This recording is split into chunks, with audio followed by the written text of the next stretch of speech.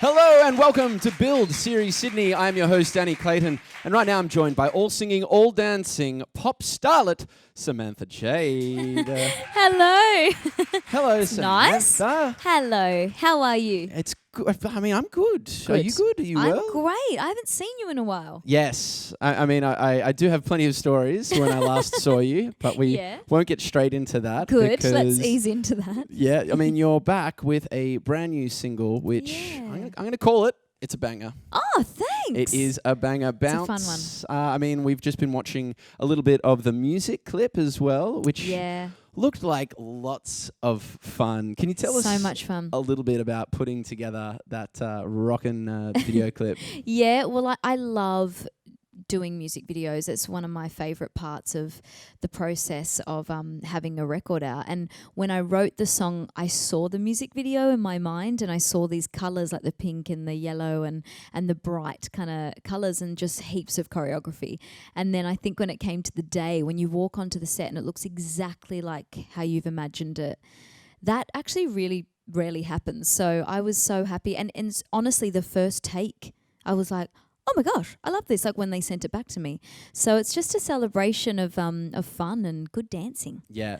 And so when it came to explaining your thoughts and your ideas for it, what was it? We just like, all right, colourful, dancing, lots of fun, good dancing. I mean, pretty much. And I also said, like, I wanted to, because it kind of goes from scene to scene with the same choreo, room to room. And so we had to learn and do it exactly the same, which was pretty hard, especially for me with dancers that are 10 years younger than me and incredible dancers, you know. So I was like practicing and practicing and practicing. But yeah, it just is, I think it's one of my favorite videos. I love it. Yeah. Okay. Of my own, not in general, of my own. Take that, Rihanna. This is way better. Way better than you, yeah. So I also saw some footage of you in like a basketball court area, like a huge hall at a school, and there were just all of these dancers doing a dance with you. What was that about? That was actually a few days before we shot the video, so it was great practice for me. That was amazing. That was for the Australian like dance kind of crew. So it's all the kind of kids that want to be professional dancers went and did this workshop and learnt the moves to bounce and also some other dance routines. And I was able to just like pop in and do it with them, which was so cool because I was that as a kid, like always wanted to be a singer. And, you know, that's, you have to start that young and you know, try and give your best. And it was really amazing to see. You can already see the ones that are really like going for it and going to be, you know, a professional dancer one day. Yeah, it was quite funny because I actually saw that video on just a tiny little phone screen, and even still, and like you're that big, your smile took up most of the frame because you look like you were having so much fun. Oh my God, I was loving it. And I was so overwhelmed that they're all learning, you know, the dance to my song. It was pretty incredible moment. Yeah, I mean, what was the first dance that you learned? Like, what was the one that you looked up to and said, I want to dance like that? Do you remember Case of the X with the dun, dun, dun, dun, dun, dun, dun. Do you remember that song, Maya? And they've got the sticks. You know that? I would watch that video and have I think it was a broom that we had in the house, and I would literally try and do that choreo over and over and over again. This is bedroom dancing, yeah? Oh gosh, yeah. Oh yeah, I'd kick my brothers out of the lounge room and be like, it's my floor now. But yeah, I mean, and that's how it felt. You know, it's like that, which is mind-blowing that now I can be that person for someone. It's amazing. And this is just the beginning. So this is just the first taste we have of new music. So let's talk about the song itself. Where was this song? You know, where did it conjure up from your mind? How did this come together? Well, I actually, my friend, Jackie, who's one of my best friends, used to dance with me for years, but she hasn't anymore. But we were doing a show in Perth, and I was literally about to go on stage. We were like going up the stairs, and there was a bit of a delay. So we're just chatting backstage, and she goes, I've got this idea for you, because I was going to LA the next day. She goes, I've got this idea for you to write this song called Bounce. And I was like, oh, okay. She's like, but it's about having a bounce in your step. And I was like, I really love that concept. Anyway, I didn't have my phone on me, so I got one of the guys backstage's phone, and I was like, can I just call my voicemail to leave like the melody idea? Because I was like, if I don't put it down now, I'll forget it. And came up with that. And anyway, when I went to LA, I'd finished writing all the songs that we'd written, and I was like, oh my gosh, I've got that voicemail. And so we went back and we revisited it, and we wrote the song in like an hour. Like, it was the quickest. I think those sometimes are the best ones because they just come to you. Yeah. That was it. Very funny. It actually, Guy Sebastian, many years ago, I asked if I could go through the voice memos in his phone, and he sheepishly let me do it. Let you? That's nice. And it was like, yeah, chorus. Skip it up. And it was very, very funny. Totally. What would your phone be like if we were to look into the voice memos? It's a mix of that and then hi, this is Samantha Jade, and you're listening to, because you have to send them in to people, but it's so much of that. And sometimes in the moment you're like, this is genius. This is so good. And then you listen back and you're like, I don't get it. What was I doing? Because it's like just scatting or something random.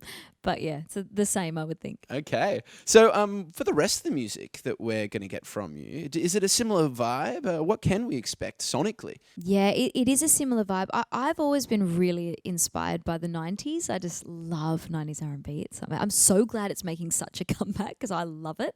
And I think that's going to be you'll be able to understand that that's been my influence because it's a little bit more in that genre. Yep. And what ballads? Are we going to get some soft songs, energetic songs? Are we going to the full range here? There's a full range for you there. Oh, but great. And I definitely went, I love a ballad. I love a power ballad. Love a good singer.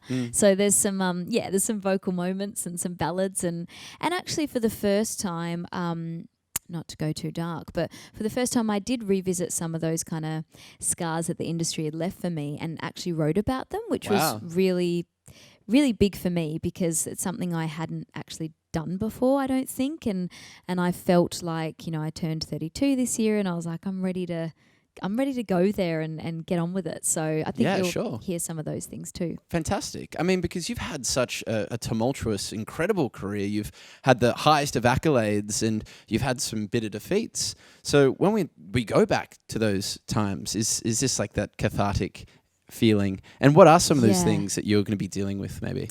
Yeah, well, because I moved to LA when I was 16 with my whole family, and these were the days of the record companies having like massive budgets so they could do those things, and I got signed to Jive Records, so I kind of bypassed Australia and went straight there, and I was signed to the label that had Britney Spears and Justin Timberlake and like all these people I had always looked up to, and seeing my face on the wall with them, I was like, oh my gosh, that's all I knew from that age. And then by the time I was 21 my deal was over, so it was kind of like, and now I look back and I'm like, I was 21, like I look at my brother who's 23 and I think I was a baby. But for me I was like, my life's over, it's all done, I've got to give it up now. Because it's kind of what you think in that time. But I had started, I think, so high, and my first gig was opening up for Solange, like Beyonce's sister, and then my second showcase was with Chris Brown. Like, it was just crazy things, you know what I mean? And then once I got kind of dropped and I had kind of not know where to go, I was like, where do I go from here? And I had to put myself kind of back together again. Moved home and couldn't get a job because all that was on my resume was songwriting and singing. Everyone in Perth was like, don't care. So couldn't get a job, and my dad said, listen, we've got a gig for you in the back, like counting stock. It was stock take time in the mining warehouse, and I was like, yeah, I'll take it. And I think that when I left that job, I think they were the happiest people ever because all I did was sing. They were like, oh my gosh, please, Kevin, shut her up, shut your daughter up. I was so annoying.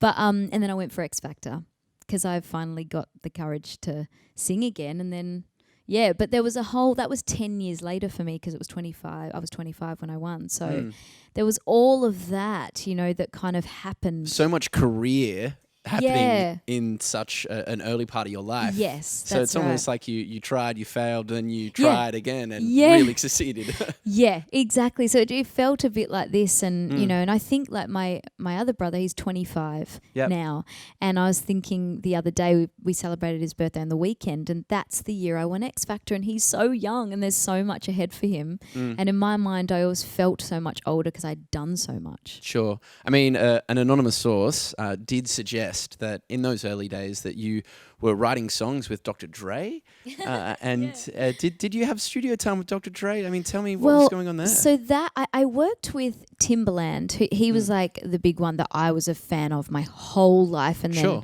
worked with him, which was crazy. And Ryan Tedder, that was that session, which is mind blowing now. Yeah. The Dr. Dre thing was that the studio that I used to work at, which my like team at the time had bought, was hired out by Dr. Dre and myself. Like, wow. So I would walk. I remember the first day I got to the studio, and they had kind of moved in. And I'd been in Australia, and I'd come back, and I went to the front door and I buzzed in, you know, like I always do. And this guy came out in a SWAT vest. Yeah. And I was like, oh my gosh, it's like a Halloween party maybe, or dress up that I'm not aware of. And it was because at the time, Dr. Dre had like a hit out on him. So we had like that.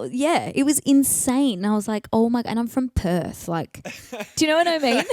That kind of difference. And I'm just calling my friends going, oh my gosh, guess what? No one's understand. They're like, this seems fake. I'm like, I know, this is my life. It's so weird. And he was just in the studio all the time making music, and he would have to, there was a secret entrance that he would go through, and like, it was crazy. That's insane. And how does a teenager from Perth act around Dr. Dre? Were you just too scared to talk to him? Were you trying to be cool? He might think that I don't speak. I think that may be what he thinks. I mean, he never thinks of me, and I'm sure he wouldn't remember.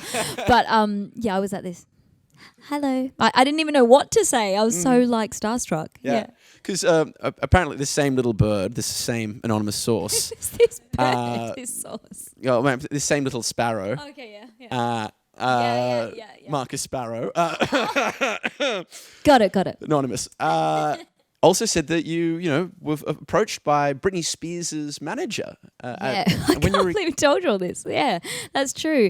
Larry Rudolph, who's Britney's manager, he was kind of calling me for a while, but I was quite loyal to my management at the time, and didn't go there, which now I'm like, why didn't I do that? But for a long time, for years, and I very much just kind of, didn't understand. I think when you're in it, you don't understand what you're in until you step out and you're like, these names are crazily big, you know what I mean? So, but that was a thing of, loyalty to my management that then weren't very loyal to me. But oh gosh, it's the Hollywood speaks story. Volumes about you, though. Thank that's you. I'll the take important that. thing. Now that I've blown the cover of my anonymous source, Marcus Benito, the greatest guitar master in Australia. He Great travels player. with plenty of different musicians and bands. Yeah, and I mean, he's whatnot. on tour right now with Fleetwood Mac, which is insane. Which is wild. And he was telling these great stories about when you guys went on this European tour. With a pretty significant band playing in hotels, and he said it was really weird. Can you explain what was going on there? So weird. Okay, so first of all, it was Boyzone and Westlife, like two of the members from each of one member from each group, right? And we'd just been approached to do this show, and I was living in London at the time, and they're like, well, you get to tour in the UK, and I'm like, I'm in. I get to sing in the UK, great, take me around. Marcus was playing, and it was like sponsored by Hilton, so we would go to all these Hiltons and sing in all these places, and it was just the most random crowd, and it was mostly women who absolutely hated me because they were like, I think they were like, you get to meet them, you know what I mean? And I would just put all the attention onto Marcus. I'm like, look at this shiny man on stage, like him. And they loved it. Thank God for him, because he got me through all those shows.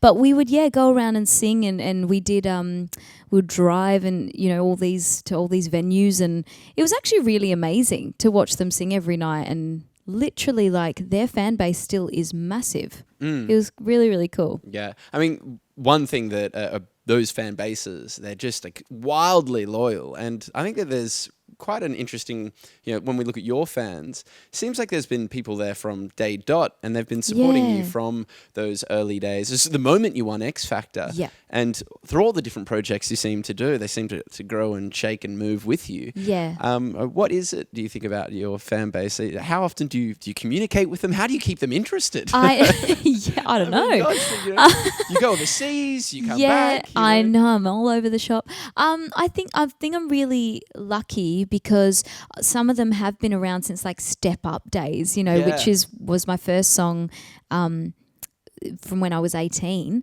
and some of them come to the shows. Like I did a show the other night at the grounds, and there was so many people there going, I didn't know that was your song. I loved that movie, and I followed you from there, and I was like, oh, thank you. But I think they're just, I'm so grateful for my fans because I know that I can't do this without them. I truly do know that because I've done it when I was just in the industry. So I really get that.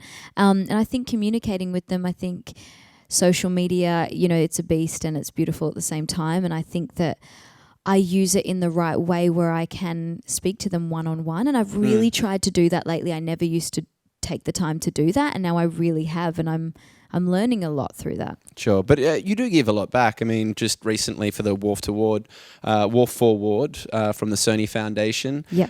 This is a brilliant organisation raising money to create wards that support young kids with cancer. Yeah. I mean, you performed there. Yeah. And you were with the likes of Stan Walker, who was in the studio the other day. What was it like that? Because Stan has obviously had a huge, challenge battling cancer, and cancer's touched your life as well. So, what was it like spending time with those kids who have been rocked by cancer? It's always a massive, massive like wake up for me. I think we get so stuck, and it's not our fault. It's just life. We get stuck in our lives, and we get fixated on little problems, and then you meet someone who's battling for their life and they're able to smile and be kind, and you think, wow, what am I doing? It really is a moment every time. I've been an ambassador for 7 years of the Sony Foundation, which has been a long time.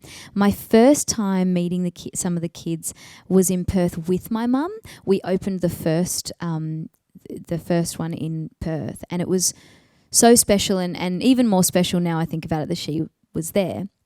And then ended up, my mum, had a 6-month battle with cancer and passed away, and was just the craziest thing that's ever happened in my life. She was fine one week, and then she had a stage 4 cancer the next. So it was just insane. But she always said to me, all you can do in this moment is be here and be, someone who gives someone a smile, because that's all we can take in that moment. So that's always been on my mind. And so I've always, tried to do that for them, and ultimately they end up doing it for everybody else. So they're the most selfless people you'll ever meet. Yeah, I'm sure she's very proud as well. And it's interesting, seeing how much work you do, in that charity field, and even seeing you work together for that alternate version of Guy Sebastian's Choir, which was wildly touching. I mean, I know that you and Guy are very close friends, but how did that all come about when you worked on that project with him? It's actually such a random thing. So I'm really, really close with Guy, but especially Jules, his wife, some of my best friends and one of the best humans in the world.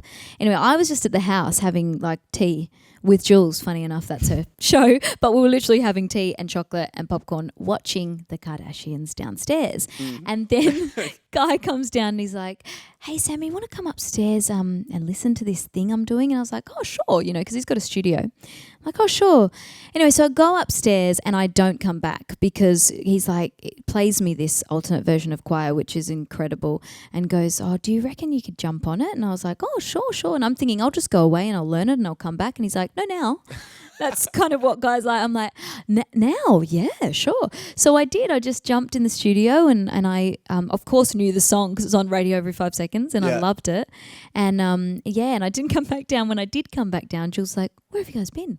And we'd recorded this version of Choir. But it was so touching to be on it because obviously I get it, and I think that he's done such an incredible job of speaking about something that's really sad and turning it into something really positive and actually really beautiful, and more of a celebration of someone passing than a harboring sad feelings towards it. Yeah. And dare I say that it almost seems like that was the version that it was supposed to be. I'm not allowed to say. I'm not allowed to say it. It's the slow version and then the upbeat one. Yeah. But I mean, is there a version that you prefer, or can't you say because you're on Well, one? of course I prefer mine. No, I'm kidding. Yeah. No, I think that this version is just different. I think it gets to you in a different way. And I think Guy's the one who invented this version. I mean, that choir that's singing, now you're singing with that whole part is all him, right? And then I was like, oh, that's all you? He's like, yeah, it's all my vocals. And that's really hard to do. He's so talented, like weirdly talented. Don't you hate people like that? Yes. They're just the worst. I was like, you came up with that, that's all you? Are you kidding me? So good. I'm just impressed that is the version that is gone out, just casually gone. Did you even get to do your vocal warm-ups? Do you have vocal warm-ups? I didn't. Yeah. I did a few, like, we call them sirens, where you're like, ooh, and then he was like, okay, got it? And I was like, yep. Lyrics on my phone. Yeah, it was quick. He's supposed to be your mentor. I mean, I know. Right? Well, that's him mentoring me. He's like, be ready at any time. Okay, good. Which makes me curious again, because, a person like you've been making music for the majority of your life. You're performing and singing. Do you still need a time to warm up? I mean, you've been doing all these shows lately. Yeah. Have you been in the studio rehearsing, or is it just kind of like, all right, I'm on, let's do it? It depends. Lights, camera. Sometimes it has to be that, because sometimes like you get a call and they're like, hey, like we've got this thing that we want you to do, and you kind of have to jump into it. For things like, when I did the grounds and when we do obviously War for Wood, I mean, you do have rehearsal time. But I think for me, like warming up has become something that I'm really quick at now, because I've had to be. So I kind of am like... half a siren. Yeah. Okay. Yep. Okay, I'm on. Yeah, kind of you have to be willing to be able to just jump up and... Do you know what's really weird that I've just realised this year for my voice? Drop it on me. If you ever want to get into singing. A teaspoon of honey... is the most incredible thing. It coats your throat. It's unbelievable. It's disgusting. It's kind of makes you feel a little sick. But if you have that and this kind of sit like this and it drops back, it coats your throat, and it's the best I've ever sang. Manuka honey? What kind of honey? Does it have to be Manuka honey? Manuka. Sure. Oh, I think you can do both, but Manuka's better. Okay. But yeah, it's life-changing. So pay attention, vocalists out there. That's the secret to the Samantha Jade pipes. It's helpful. Now, we do have a few questions coming in. Firstly, from Lucy. She wants to ask, would you pretty... Oh, no. This isn't me. Would you pretty please sing something for us? This is putting me on the spot. I know. Oh, gosh. Yeah. What do you want me to sing? Is it anything? I'm not sure what Lucy wanted you to sing. Okay. What do you want me to sing? Why don't you sing Danny? just a little bit of bounce? Sure. Okay. The slow version, apparently. Oh, no, lovely. The acoustic. Okay, sure. I couldn't touch the sky, baby. My head and my heart was so blue. Couldn't run for miles, baby. Was getting sick of sitting in the same room. The million times I tried, baby. You think by now I paid all of my dues. Couldn't make me smile, baby. 'Cause they were never my type and they were you. Wow. Round of applause. Oh, thanks, guys. Gosh, God, you get me every time, Samantha. You're too nice. I mean, again, I wasn't going to tell that story about the first time that we probably started hanging out was from another music channel a long time ago. Yes, long time ago. You and I had to perform, or you had to perform in the snow. Yeah.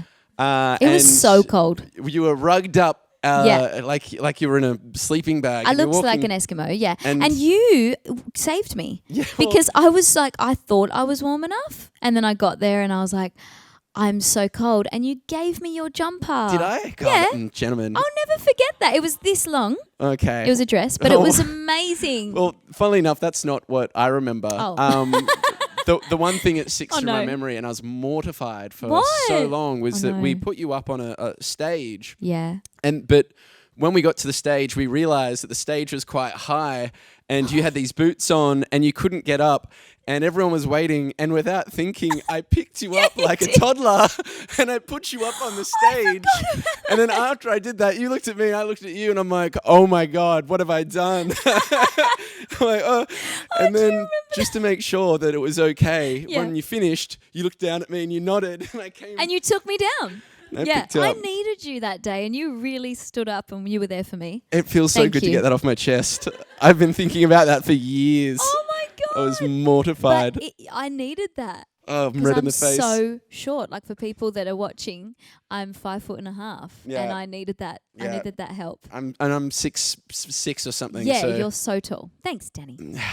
You're welcome. I'm just glad I got that off my chest. Another question here from Johnny. Johnny says, in an industry where the landscape is changing so rapidly, how do you stay authentic and ahead of the pack? Oh, great question. I think you have to stay true to yourself. I think that's one of the main things, because you can always chase radio and you can always chase what's going on and try and be, whatever's going on out there. Just like fashion, you can always be like, that's the new thing, I'm going to wear it. But it doesn't always suit you. And I think that mixing those two things, I always try and stay true to who I am and talk about subjects that I want to talk about and sing the way I sing. And then I think, staying relevant is obviously keeping up with Instagram and social media and doing it in that kind of a way. The hungry beast that we must feed. Another question from an anonymous person. You've pursued a career in the US and Australia. Which do you prefer, and what has worked better for your career? I think we both know the answer to that. I think Australia. Yep.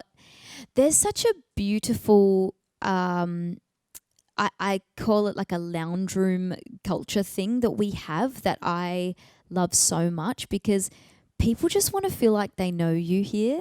And I really feel that way at every one of my shows. I feel like people they just want to be your friend. And it's so real here in Australia. And I love that about our country. Yeah, cool. Bianca says, congrats on your engagement. Have you started wedding prep? Are there any special little touches you really would like to include? That's really nice. Thank you. No, I am the most useless engaged person of all time. I get asked this all the time, and my friends, literally, like when they got engaged, which was before me, they were saved the dates in my mail 1 month after we had planned the wedding. They had their dress. It's been a year nearly for me, and I have not done one thing. Wow. But I also feel like being engaged is really special. And I think that a lot of people kind of jump over that. And I think it's something to live in and celebrate. Enjoy. Just as much. Yeah. You sound like you're going to be like a bride chiller rather than I am. I'm going to be a bride chiller. I like that. I'm going to use that. I just made that up. Oh, that's huge. Yeah, That's massive. I'll keep that. It's the next big thing. Another question from Anonymous. Working in the entertainment industry besides Dr. Dre, who has left you starstruck? Good question. And where were you and what were you doing? Oh my gosh. So actually this is Pitbull, right? Hilarious. Yeah. Oh, Pitbull. Never met him. Never met Pitbull. What? Oh no, never met him. How weird is that? We're going to revisit that. Yeah. But go with your story. There's no story because I didn't meet him. You did a but song we'll with revisit him. it. Yeah. Wow. I know the power of the internet. When I was I think I was 15, and I was going over to kind of meet the new team in America, and I was living in Perth still, and still going to school, but I was having a little 2-week break, and I went over, and one of the guys who was in the management team at the time was looking after Christina Milian. And remember that song, AM to PM? Yep, AM to PM. Yes. Yeah. Na. I loved that song so much. I loved that song. I had dance routines, the whole bit. And she was I loved her. She was so pretty. And I remember I walked in and I had lunch with her at a mutual friend's house. And I just couldn't get over it. I was like, I am sitting on a table with Christina Milian. My friends are going to go wild for this. That's all I could think about going back to school and telling everyone. So that was a pretty cool moment. It was my first celebrity I ever met. What were you guys eating? I'm so curious. Do you know what it was? What? Fried chicken. Chicken. And it was so yum. Yeah. Delicious. Yeah, it was delicious. This next one, it's quite funny because I read these remarks all the time, particularly about you. So it's funny that it's come up. what was it like playing Kylie Minogue in NXS Never Tear Us Apart? How did you prepare for the role? I mean, it's something that I think you've had for years now. People like saying the similarities between our other pop princess, Kylie Minogue. Yeah. It's so weird. Yeah. It's so weird because I mean, we weren't blessed with height. I think is the first one. Your fun size. Yeah. Your fun size. People say that, but I've been hearing that a bit and I'm like, I'll take it. But yeah, it's so weird because, I mean, of course I love Kylie and I'm a humongous fan. Who isn't? Australian, like you got to be. But I didn't like study her growing up like I did Britney Spears and Christina Aguilera and those kind of people. So it's so funny when people go, your like mannerisms are the same. It's so weird to me that we do speak so alike and all that stuff. But when I was about to play her, I mean, YouTube was my go-to. I was like, because she didn't really speak about Michael much. They kept it really private, which I respect. But for my role I was playing, it was really hard because that's what it needed to be. So I kind of, watched any interview I could find on her, to kind of pick up on those things. And filming that was incredible. I never thought I looked like Kylie. I never got it when people would say it. I was like, oh, I don't reckon, because I think I look like my mum. And then they put the wig on me and I was like, oh, yeah, no, I get it now. You get it now. Oh, my gosh. I was like, oh, wow, this is weird. That's my face, but it's not. It was weird. Yeah. And on top of that, any more plans of acting or going? Yeah, definitely. I love acting. I love it. It's a totally different thing than music, and you can become someone else, and it's so fun. But it's a full-time job, and it's not easy. So I feel like I want to give as much to that as I do to my music. So... So you're going to do one or the other at any given time? Yes. Yeah. Okay. So before I let you go, it's getting to that fun part of the year where Christmas is around the corner. I hear that you are going to be performing at Carols by Candlelight again. Ooh, Carols, are you just like a really big Christmas girl? Do you love Christmas? I'm obsessed with Christmas. Okay. I love it. Like... I'm that person, and I know a lot of people don't like those people. I'm that person. I love it so much. I buy all the decorations. I play the music from, now, if I can. Actually, I was home on the weekend in Perth, and my brother's girlfriend is just as obsessed with Christmas as I am, and that's huge for me. I've found like my match. I was like, oh, yay! And at Christmas, we are the most annoying people. My brothers are so annoyed with us because they are not as obsessed. But we were playing Christmas music already because we just love it so much. It's so joyous. Absolutely not. I know. That's way too early. And all I could hear was from my brother's room, turn it off, it's so annoying. And we're like, you're not awake yet. We get to control the music. But I just love it. It's such a beautiful time of year. It's a harder time of year now that we don't have my mum, because it was her favourite time too. But we've learnt to celebrate it in a bit of a new way. And I just think it's my only time as well that I really get off to spend with my family for like a full week. And I just love it. Yeah, I think it's appropriate for me to finish on the last question I ask Paul Feig as well, which is, Samantha Jade, what do you want for Christmas? Oh, great question. Hope everyone in my family's listening. Get out your pen and paper. Get out your pen and paper, guys. Do you know what? This year I would like them to all put in and get me just a ticket to go somewhere away. I really want to go away. I feel like I Paris. Want a week at Paris, something easy like Paris. Yeah, but even if it's just like, I don't know, Rottnest or somewhere easy from Perth, I don't know. But I just want to kind of, take a bit of a break. I feel like I've just been go this year, and I haven't, with them, of course. You guys can come if you are watching.